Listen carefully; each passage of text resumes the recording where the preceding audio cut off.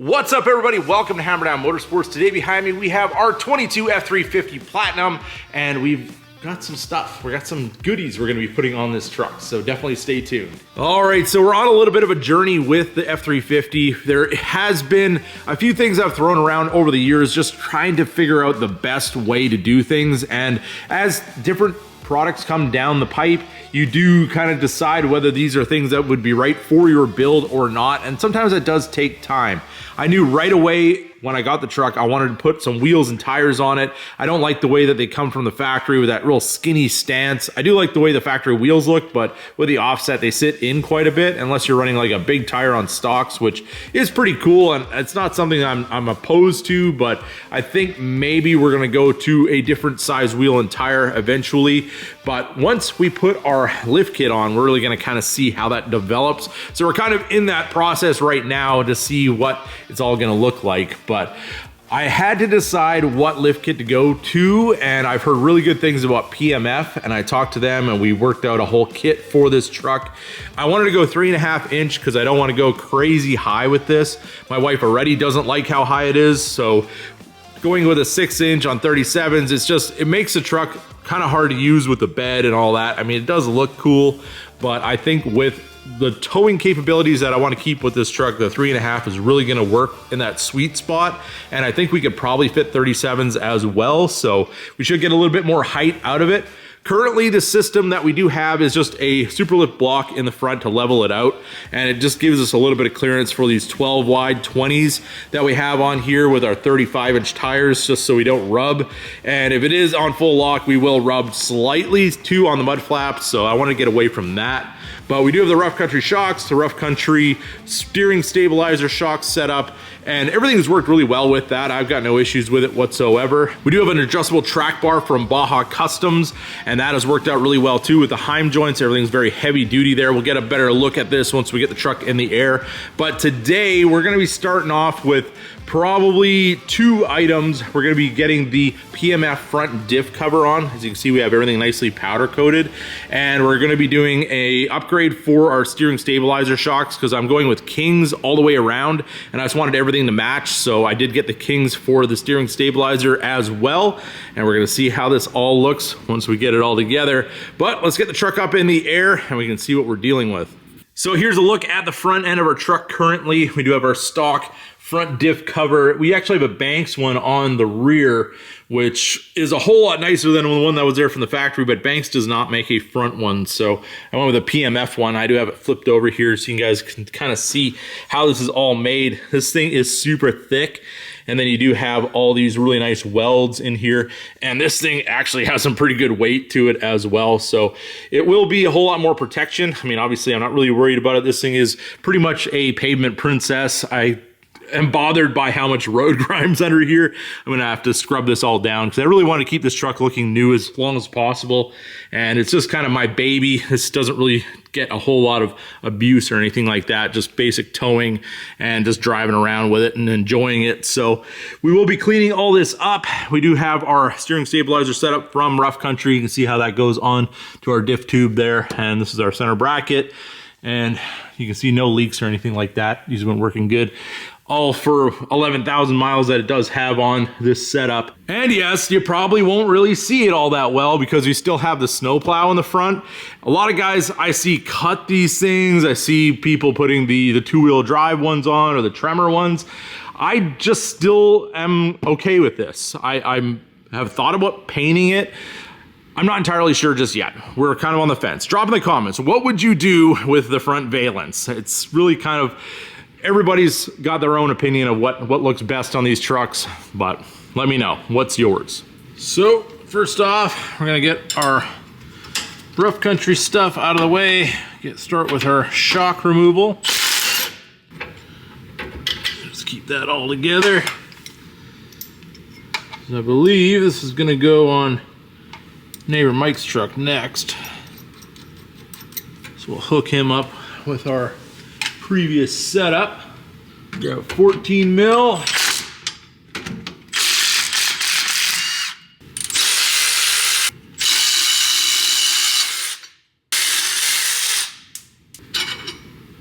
All right. This whole assembly can just come right out of here. All right, so now that we have all of our rough country steering stabilizer set up off, we've got a whole bunch of road grime on here, so we're gonna hit it with a little spray away. My favorite glass cleaner. I mean, we could give this thing a pretty thorough wash, but I think just to get the basic stuff off for now, this will do the job. So we don't have any salt or anything like that underneath on our new setup. And this diff cover is coming off. So I want to make sure there's no dust and dirt and anything else that's going to fall inside when we get that cover off. All right, so our bolts here are 14, but they're a little sticky at a 14. So we're going to use a 9/16 because then they come right out of the socket. You have to use something to get them out, which is a pain in the butt. Also, these tags, I always hang on to these right on the back, what they are. Put it in the glove box of the truck, just so if you ever need parts of your diff or anything like that, it has all the numbers that you would need. Since we're not going to be putting that back on with our fancy new diff cover. I always leave the bolt on the top to last.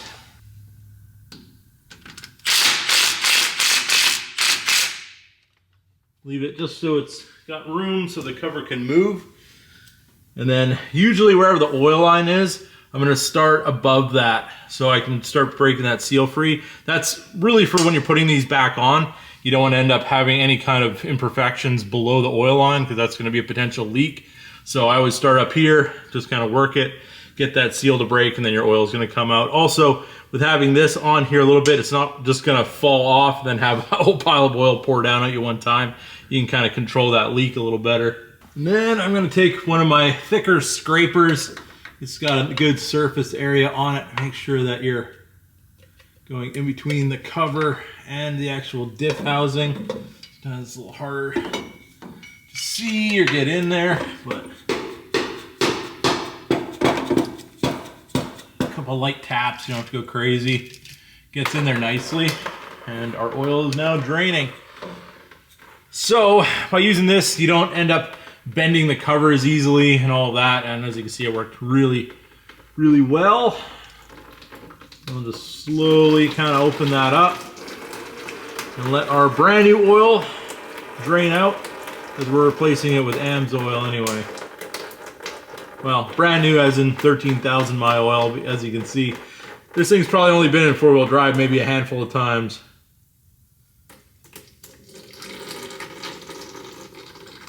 Not a whole lot of wear on that whatsoever.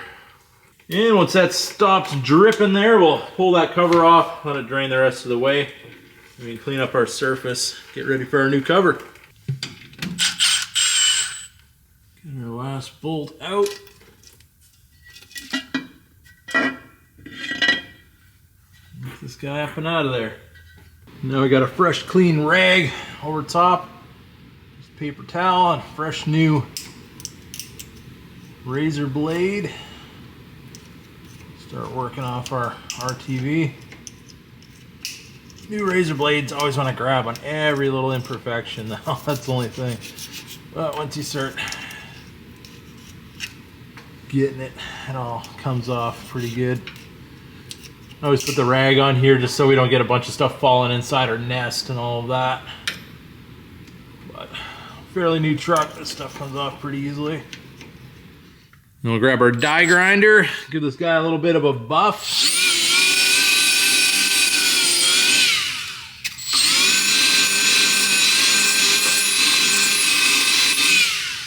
All right, so now that we got all of our RTV off, take some brake clean on a rag, run it around here, already wiped it down with a rag. Just want to make sure we get any residue or anything like that off of our surface. And we are ready for our new cover and reseal. And we've double, triple checked. All our rags are out of there. There's no debris or anything in our differential, and we're good to go. All right, so everybody is nice and cleaned up and dry. We have no contamination or anything on our surface. Now we have our new cover. I want to be very careful, not mess up our powder coat. I do have a Nice coating of right stuff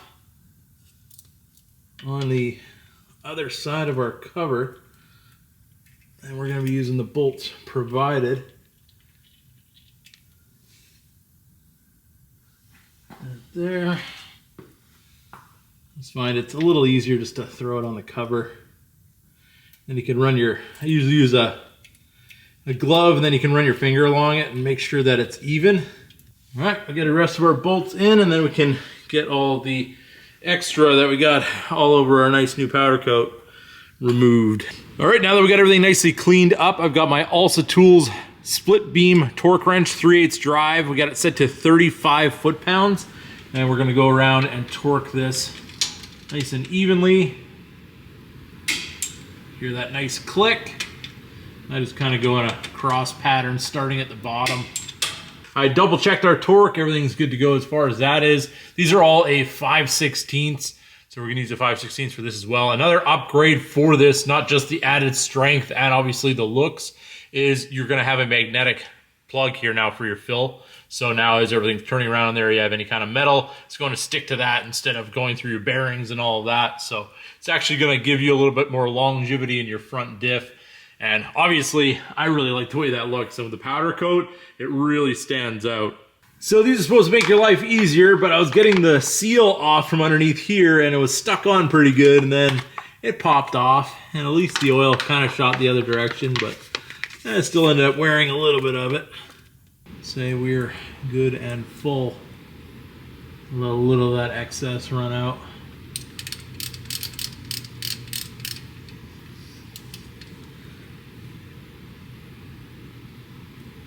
Nice and tight. Doesn't have to be crazy tight.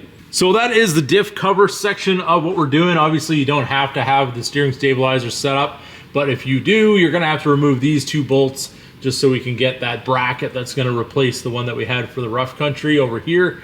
But since I just filled it up with oil and everything is still wet, I'm gonna let that just cure now that we have everything torqued up and good to go. So tomorrow we can get this bracket system all put in place, get our shocks in, and that'll be one section of our lift and our upgrades finished.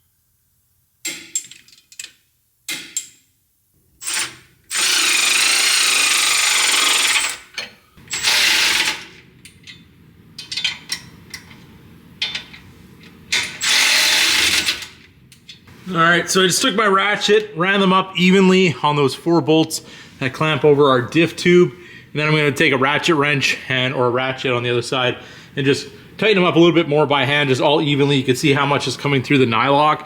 You don't wanna go crazy with it, just make sure that it's nice and tight. So now we have our 3-inch bolt in place here. And then there's these spacers that come with the shock, and you gotta watch out sometimes. These will actually fall inside the bag. There's little zip ties that hold these onto the Kings, but sometimes they break off in transit, like mine did. So got that spacer there, another spacer on the bottom, bit of a juggling act. Then we'll get our dog bone in place here, and our washer. And our nylock on the bottom. And now it makes a whole lot more sense why that bolt is so long. So I didn't have those spacers in there first. I was like, what is going on? But it all makes sense now. We got our other one in place, and then we can torque these down. The instruction says 65 foot-pounds. So now that we have both shocks, everything is where it needs to be. I'm just going to lift up with one arm here, give it best chance of not pinching anything.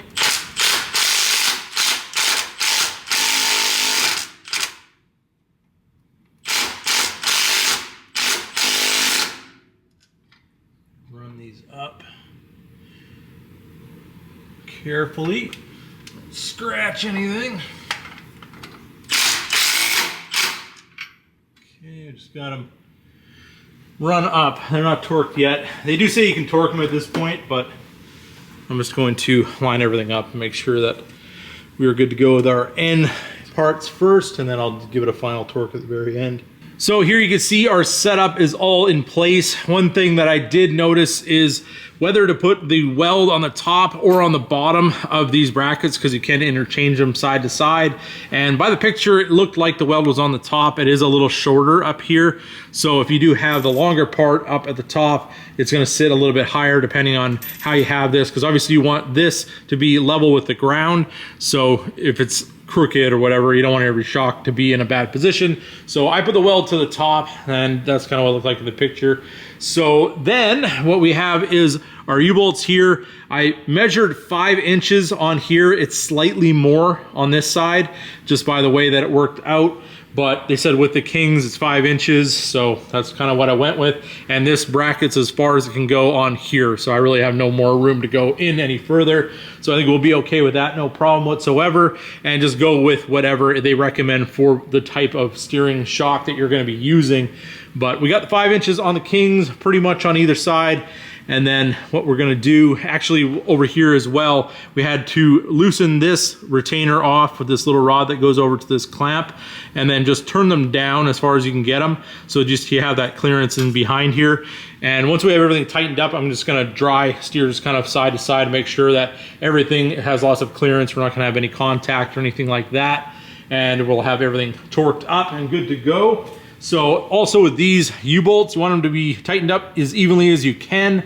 And then we're gonna go with 16 foot-pounds. I already went around and did these once, just giving them a recheck. You can see they don't have to be crazy tight, but they say that you do wanna check these after a few miles as well. Just check in the book and go by the mileage that they recommend. Really do like the way this Alsa Tools torque wrench is so easy to set with the split beam. Very easy to use.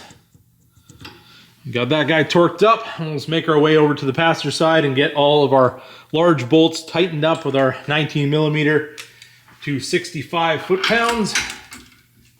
And we'll have everything torqued down. So here we have it turned to the driver's side, full lock. You just run your hand along. Obviously, we got lots of room here. No big deal. When we do have the shock body come over, when we have it turned to the passenger side is where we're really worried about these two here. But for the driver's side turn, we are good to go. Everything has plenty of room. Now we'll turn it to the passenger side and see how much clearance we have with how we've adjusted everything. And we have no contact whatsoever. And over here as well, there's one bolt that it sticks out a little bit here, but it's nowhere near the shock. And now that we've turned it side to side, everything had a chance to kind of move a little bit and get a little bit of pressure in different directions, maybe settle slightly. So I'm gonna run the torque wrench on everything one more time just to make sure that everything stayed where I want it to be. So here it is, everybody, in all of its glory, our PMF dual stabilizer with our King shocks and our new front diff cover. Looks so much better under here. Also give us an opportunity to touch up some of the paint and everything under here, because the factory just really doesn't do a good job of getting good coverage, especially if you're in a rusty state where there's a lot of salt and everything else.